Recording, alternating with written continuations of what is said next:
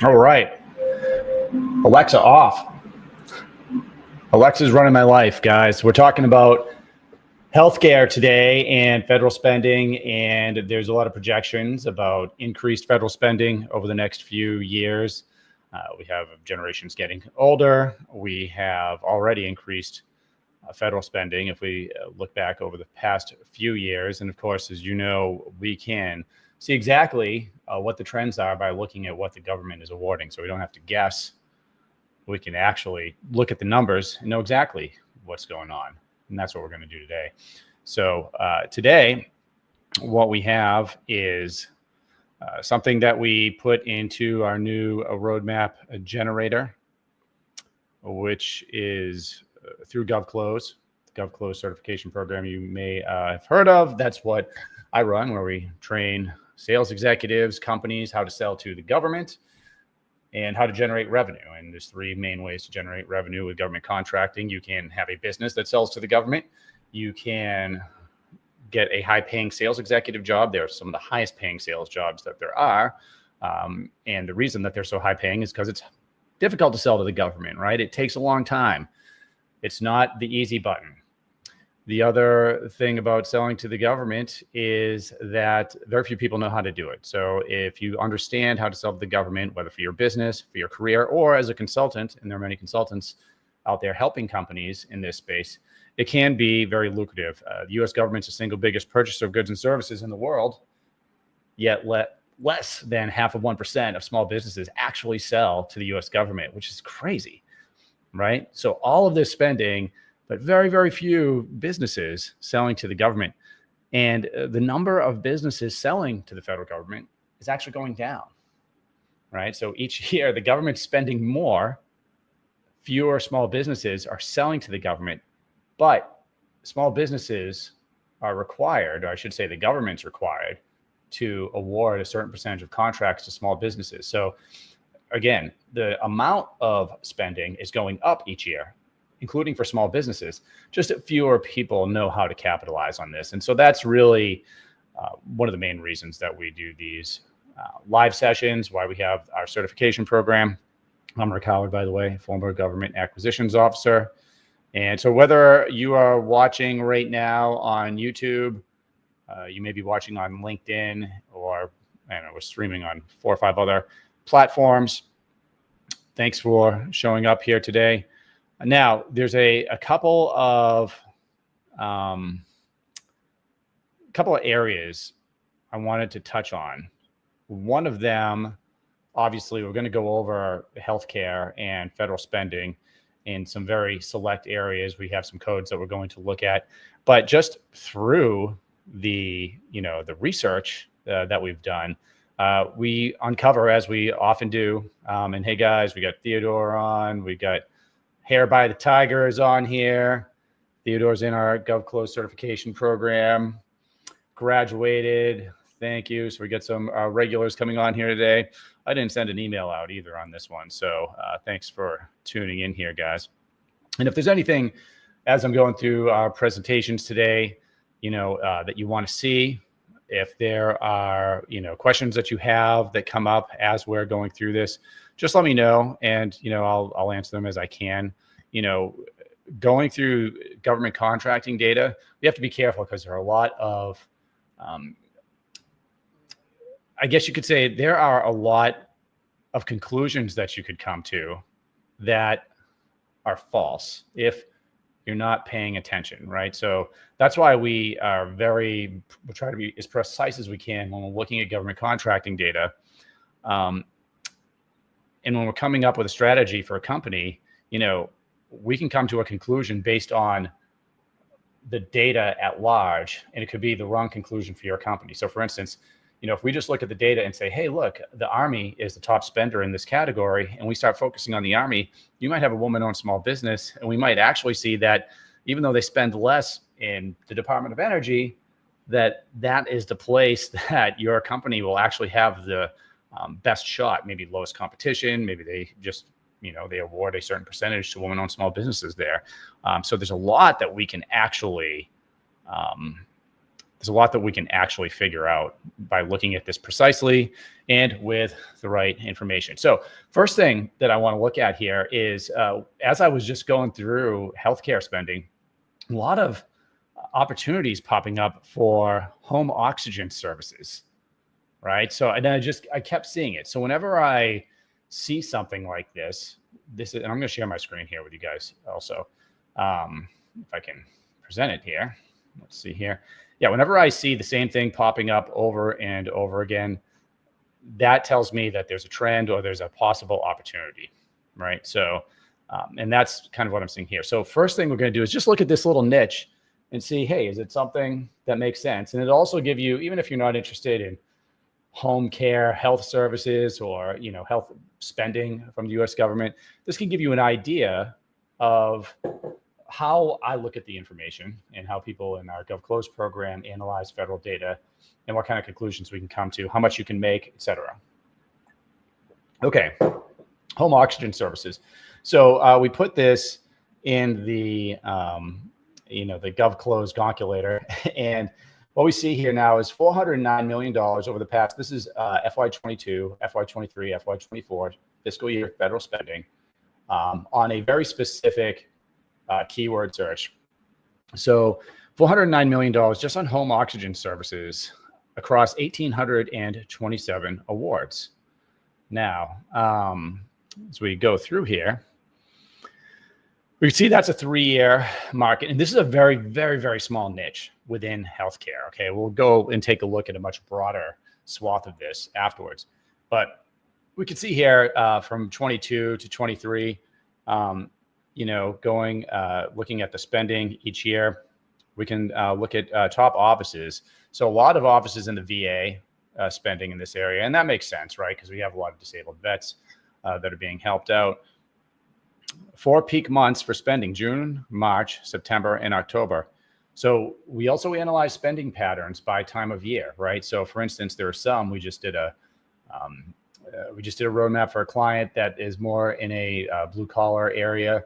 And we noticed for him and his company that it was very clear that quarter 4 of the fiscal year, remember, fiscal year is October 1st through the end of September. And often in federal agencies this time of year, they are scrambling to commit and put on contract all of this fiscal year's funding that's about to expire. And so that's often referred to as fallout funds. And sometimes with projects, you'll see the end of year spending will correlate to fallout funds. Now here, this isn't the case because we see June, March, September, October. So we see some different spikes throughout the years. And that's just good to know about if we are approaching the government to sell a particular product or service. Some NAICS codes that we also are seeing here, home respiratory support. So this is something where we're seeing spending on, and we're predicting potentially increased spending. And also, I want you to remember that, when you do research, you have to understand especially if you type in like a product service code or a NAICS code, that these codes often will graduate. Right. So if you just type a code in and look at the spending and you see spending going down year over year, that could indicate that the code has actually been replaced by another code, because the spending does carry over even when the code closes out. So it's just something to be aware of if you're looking at data and trying to come up with a conclusion. Now, here's something that I think is interesting. Average number of offers, 1.16. That is extremely, extremely low. When I come up with this number of offers per contract, that would mean how many proposals came in on average per solicitation. And something to consider is that this is what's great about selling to the government, is the government has recorded information for just about everything they buy. Now, it ain't perfect, right? So when I say 19% of awards have offer data, that's pretty low. That means that 19% of those 1,800 awards had a line on there that said, this is the number of offers that came in per solicitation. So take this with a grain of salt. We know for roughly 20% of the awards, 1.1 average offers, still wicked low. It's a low competition environment.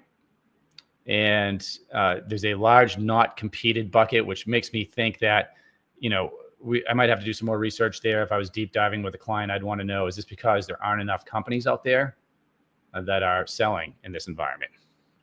You can see here, it's highly concentrated. 10 vendors make up 60% of the share. And the top 3 make up 29%. That's a lot. But it also tells me that there's probably a place for a company to come in here and disrupt, right? What are the contract pathways? Open market's about 12.8%. Typically, when I'm saying open market, meaning you don't need to be on a contract vehicle to get in there. It's going to be openly competed. And then we have a variety of contracts, and right now unmapped. So this is the type of thing where if you were interested in oxygen services for the home, you could get in here. You could look at, say, there's 87% of spending flows through these IDQ indefinite delivery contracts. I would want to know the exact ones and see if there's what type of roadblocks are there for me to get involved. No set aside used captures the bulk of the spend. And SDVOSB is also used for certifications, but doesn't move the needle very much, which is interesting. As far as the market opportunities, we have, again, 1.1. That is so low. But again, we really need to take this with a grain of salt. We only know this is based on 19% of the actual offers that came in. We have tighter funding consolidation because the year-over-year spend is declining here. So that's interesting. It makes me wonder if these type of opportunities are wrapped up in bigger contracts. Okay, so we'd have to do some more research on that. We have, if you're interested, a printout of the NAICS codes that are showing up the most, the seasonal windows, which we've already talked about, as well as incumbent strength. All right, so this is typically what I would tell people to do. We want to map the contracting office. By the way, we have this type of information too. We can see exactly, who is actually doing the buying, how they're doing the buying. If we go to, so initially what happens is we, for those data nerds out there, we print everything out into spreadsheets so we can see the total spend, the total number of awards, again, awards with offers, so you can see where the numbers are actually coming from. If I want to look at the exact contract vehicles, right? So we can see here that we print them all out, and that's how we get a nice,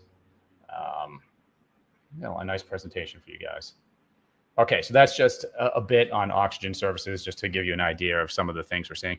By the way, even though we're seeing a decline in spending, I've seen a lot of opportunities on SAM.gov for those specific oxygen services. So something to take a look at if you are interested. Now, why don't we go and look at a more broad spending swath here. Let's see. I based this off of 2 codes. So one code is really general, Q999, and the other one is a product service code that is more based on home-based nursing services.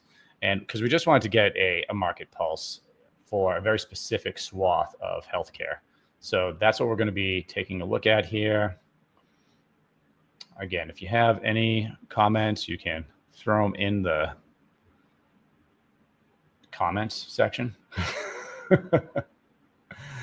Something we always get asked is about contract vehicles and, hey, do I need GSA, for instance? So this is why we actually look at the data.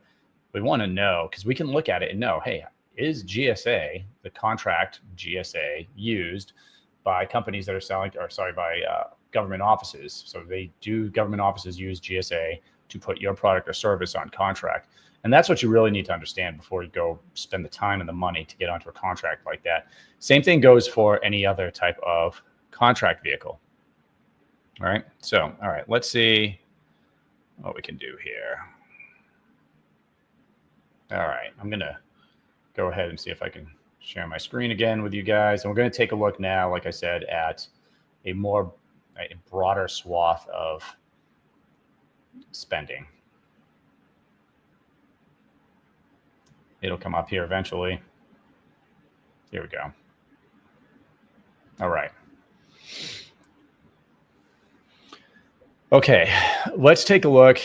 FY22, FY23, and FY24. So we can see here from three, again, with those specific product service codes, we need to understand if we see a decline in spending across product service codes, what does that mean? Are these product service codes graduating? Are they being replaced with another code? Right. So here we're seeing seasonality, volume spikes, August through September makes sense because of the way fallout funds work. So I would start looking at, if I saw this for a client, I would be looking more specifically at what was being put on contract in the fourth quarter of the fiscal year. We see buyer concentration again. It doesn't surprise me that we see buyer concentration in the VA and Defense Health Agency. That's pretty typical. Taking a look, and again, remember, we were just looking at fiscal year 22, 23, and 24. I'm going to start including fiscal year 25 after the fiscal year end. So fiscal year ends end of September. And then there's a delay in funding too, because you'll see like those numbers will keep changing. Even from 24, we'll see those numbers like a delay in reporting. So, but let's take a look at who's buying. So the VA, 5.2 billion, just in these two small codes that we've been looking at. We're also seeing a low number of offers. So I try to break down the number of offers coming in and the average number by agency and office as well. And what this is going to do is it's going to give you an understanding of how competitive each office and each agency is going to be to sell to. Let's see here. Here by the Tiger, I reached out to several acquisitions and procurement officers. It's really about making sure they remember you. Relationships, guys, win government contracts. Okay, so this is not someone actually on the YouTube channel the other day asked me, hey, Rick, how many proposals should I be writing a month? And, after I calmed down, I'm like, look, because there's a lot of noise out there, right? The metric that you should be looking at is not how many proposals I'm writing a month. That's the wrong metric, because now you're turning into a proposal farm looking at solicitations. The actual question is, how many meetings with government offices are you getting a month? Because we want to meet with them and talk to them before the solicitation comes out. So as Hair by the Tiger just mentioned, it's about making them remember you, right? It's also about influencing and seeing if you can shape RFPs before they come out. This is really how we win government contracts, right? So here we can see some spending in the DoD as well. HHS, this makes sense. But we can see here, where the vast majority of spending is. So the question that I'm going to have is, does SDVOSB move the needle in VA, right? Because it usually does, but we tend to see it more for blue collar, at least my experience is we tend to see it more in blue collar work, construction, high SDVOSB awards, service disabled, veteran owned small business. But when we start getting into the more professional white collar, I guess, jobs, I see the requirement or the SDVOSB certification go down in the VA. And just a side note about the VA is they have special language that makes them look at SDVOSB, service disabled veteran owned small businesses first before other types of businesses. This is different than the other agencies, right? So that's a unique point with the VA. So whenever you're thinking about selling to the VA, you want to take a look at, hey, what's the rate of service disabled veteran owned small business awards there? Okay. Oh, by the way, look, I'm going to go back here. Take a look at this. Average number of offers with the Department of Defense is 7.7, right? Versus the VA 1.2. That's something else without even looking at the data.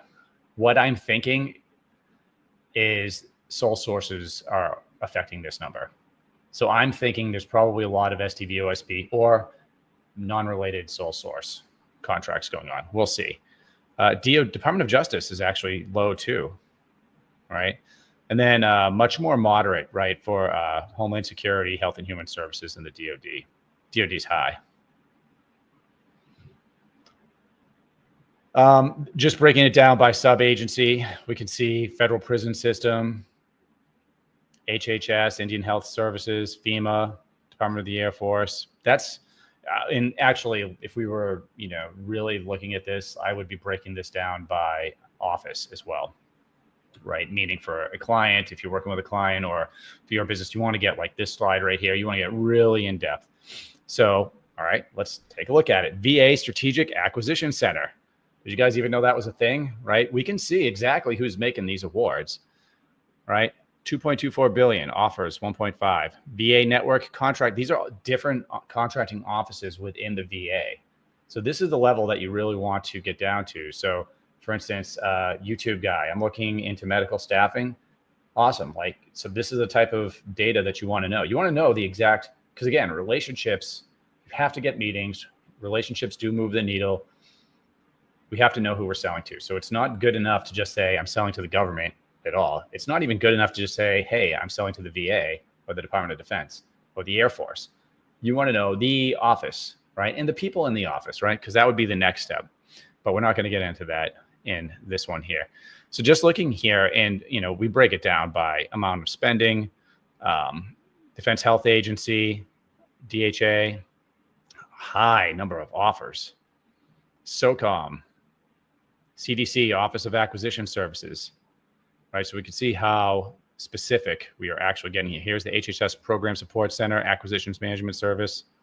So again, if you were selling there, we would start taking a look at those offices and not just spamming them. We would be finding opportunities before the solicitations would come out in those offices, right? And you want to become an expert in a specific agency / office, because you can start, once you start winning contracts there and understand their mission, now you can start by providing value. We can start upselling. We can start winning contracts in different ways, right? So we don't have to be constantly competing in open competitions. That's going to be part of your strategy maybe. But once we get the ball rolling, we can upsell our existing customers. We get on the right contract vehicles. It can become a much smoother process. All right. As far as contract vehicles are concerned, what I'm looking for, we got a lot of unmapped ones. I'm basically looking for, anything that shows me overwhelming GSA. This is healthcare, so I'm not going to see like the NASA SUPs, but there are going to be a lot of different vehicles out there. And you want to understand if there's a vehicle that you need to compete to be on or apply to be on, if that's a prereq for you actually winning contracts, because that could indicate a roadblock, right?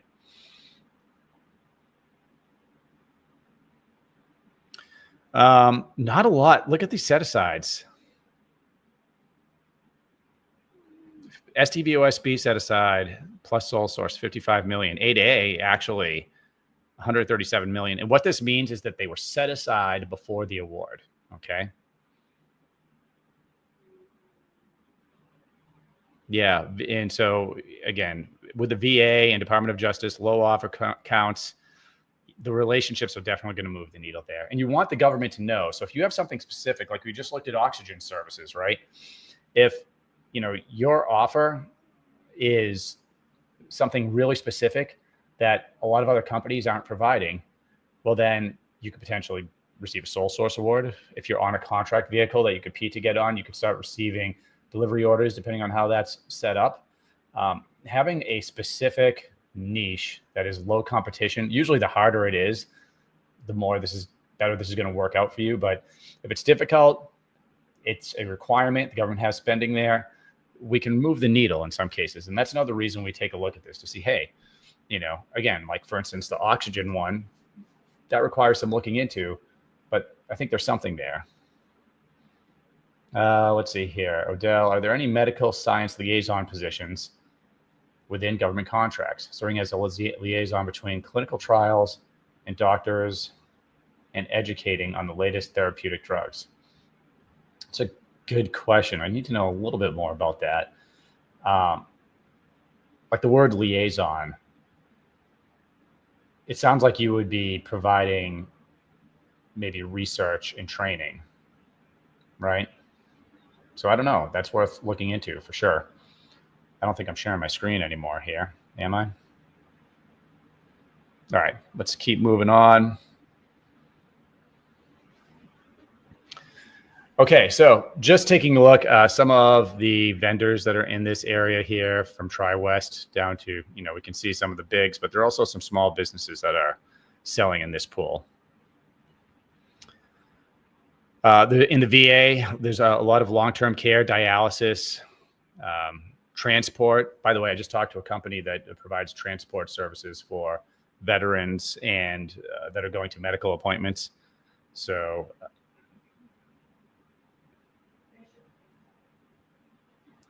I'm talking to my wife here, guys. What, honey? Not now. 15 minutes. All right. My electricians need to cut the power here, so we're going to be cutting this one a little bit early. Again, we're always looking at the vendors. We're looking at the NAICS codes because we want to understand, as we're doing our searches, if we're going to be an expert in this area, these can help us. But again, just remember, looking at any of these is going to give you some noise as well. So we have to be really good at taking a look at spending big picture and then whittling it down to what actually moves the needle. So for instance, if I am going to look at something like, I don't know, nursing care facilities, I need to make sure that, hey, is a certain percentage of these like products and not services? Because if I'm providing services, I don't want to lump in all of the products they're buying into my targeting, because that's going to throw it off, right? So it might be that GSA is used to buy a bunch of these, nursing products, but it's not for the actual services we're providing. So we really have to take a look at that. All right, so how about for small businesses? Where can you take a look here? So again, we want to look at the exact offices. We could see that the VA, we looked at specific offices within the VA that you could focus on that could potentially move the needle there. And here's some of the things that they're actually purchasing. Health and Human Services, again, we listed some of the offices there. Department of Justice. Department of Justice is more inmate healthcare, right? Prisons, that type of thing, prison health. Which, by the way, there are plenty of companies out there. That's where they're focused.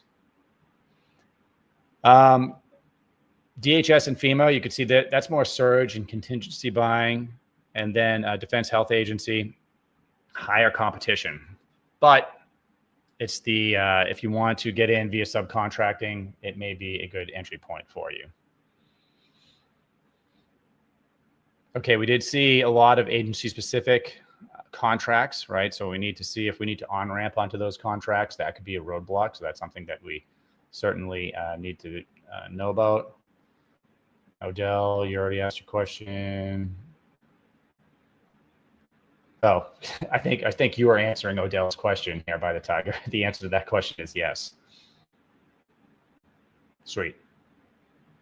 Well, good. So let me know how the liaison contracts works out. So, I mean, I would guess that's an education-based contract that you'd be going over, or training, education, potentially. I'm not an expert at the medical field, but the government buys just about everything. In fact, at one point, I thought the only thing that I wouldn't find is medical marijuana, but I found some contracts there too. So, hey, documentary film services, I mean, you name it. As far as contract vehicle strategy, teaming is always going to be a big part of your approach to the government, especially when you see larger contracts. So, and the best way to do that is to identify opportunities in the market research phase. And then we want to approach, like we gave you a list of vendors, we want to approach vendors that have past performance with the organization you're trying to sell to. And you're bringing them an early opportunity and forming a teaming agreement. So you do part of the work, they do probably the lion's share of the work, but you can draft off their past performance if you're trying to get in here for the first time. We could see that we already know that the Department of Defense is going to be highly competitive. So for most of you, it's probably not going to be the best place to focus. And we're always trying to figure out, like, hey, what contract vehicles are actually going to move the needle here? And now going into, what would a step-by-step plan look like here? I would be looking at targeting probably the VA, depending on what set-asides I had, if I was a small business versus a large business. And I would really want to understand a couple of offices within my target agency. I want to understand what vehicles they're using. And then I want to identify opportunities early and start building that. And you can see here the 6 to 10 week capture plan as I start building out my pipeline with sources sought, RFIs, acquisitions forecasts. I'm going to start building relationships with them, setting up meetings where I can, responding to the sources sought, and preparing myself to eventually writing proposals and capturing those contracts, but only after I've done a large amount of work. There we go. I took myself off the stage. All right. Well, guys, hopefully this was informative for you. I'm going to have to cut it off early because it sounds like the electricians are cutting the power here. So it'll be back on later in the week. And if you have anything that you would like to see, just let me know and we can go over any industry. We can go over it much more in depth than we did here today. There's just a couple of snapshots. Hopefully it provided you guys some good information. As always, head over, check out govclose.com. Govclose.com is where we have our certification program. This is where we are training sales executives, consultants. We're training a lot of federal workers, a lot of military that want to enter the public sector field. They're going through our program. They're landing those jobs. They're starting consulting businesses, which is also great. Coming soon, we're going to have, I'll introduce you guys to a roadmap builder, right? Which you can kind of see the beginnings of right here. So this is essentially where I'm going through it and building some of these reports. It's getting better and better as we go.